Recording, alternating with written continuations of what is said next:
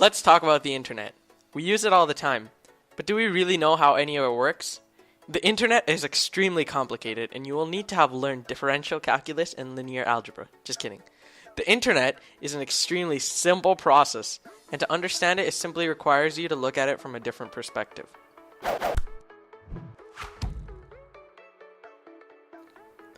The internet is nothing. That's right, it doesn't exist. You may think to yourself, then how did I get on YouTube and watch this video? Let me explain that in a much simpler way. Here we have Bob and John. They live in the same city, however they live 50 kilometers away.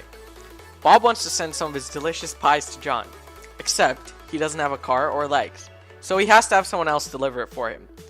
The mailman comes, takes his product, and delivers it to John. He's happy, so he sends a letter of thanks back to him. That's, in its essence, how the internet works. Now, let's make this into real life. Bob has a computer, and John has a computer. Now, instead of roads, we have wires in the ground. Bob sends a file to John. The file travels through the wire, goes to Bob, and he sees that it says hi. This is called a network. When we have more than one network connected to each other, it's an internetwork, or internet. That is exactly how the internet works, but on a more complex level. Now we add a third computer. How does computer 1 know how to send information to computer 2? Obviously, it needs to know what path to follow. It needs an address. We call this an IP address, which stands for Internet Protocol. The computers are called servers. Now, let's spice things up a little bit. I want to access a file from Google. Well, google.com is actually just another form of the IP address. Google's IP address is actually 74.125.224.72. To test this, go into your browser and type what you see on the screen, and you will be redirected into Google's page.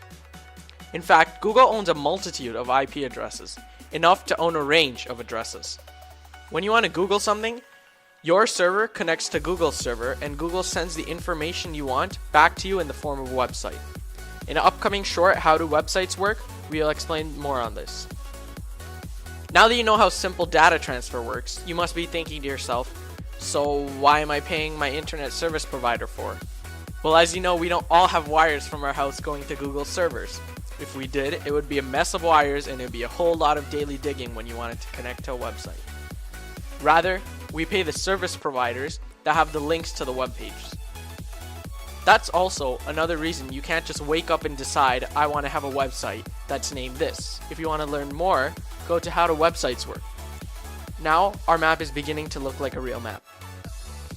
However, what is it that turns these cables into actual usable internet for us? The router and the modem here are heroes. The router connects to the modem, and it turns that so-called cabled internet into Wi-Fi. We use that to transmit data back to the router, which connects to the modem once again, and continues on and on. Now, if we had two devices on the same network, how would the router know what information comes and goes from what? Well, once again, that is through the IP address, which is packaged with every piece of data you send. Now, let's make a final diagram to represent the transfer. Well, actually, there's one thing we're forgetting. How do things actually get sent over? If you remember from our video in How Do Computers Work, we explained that all information in computers is broken simply down into ones and zeros.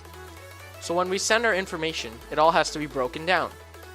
When we send a picture, it's broken down into small parts called packages. These packages are sent over the internet and reassembled on the other server receiving them.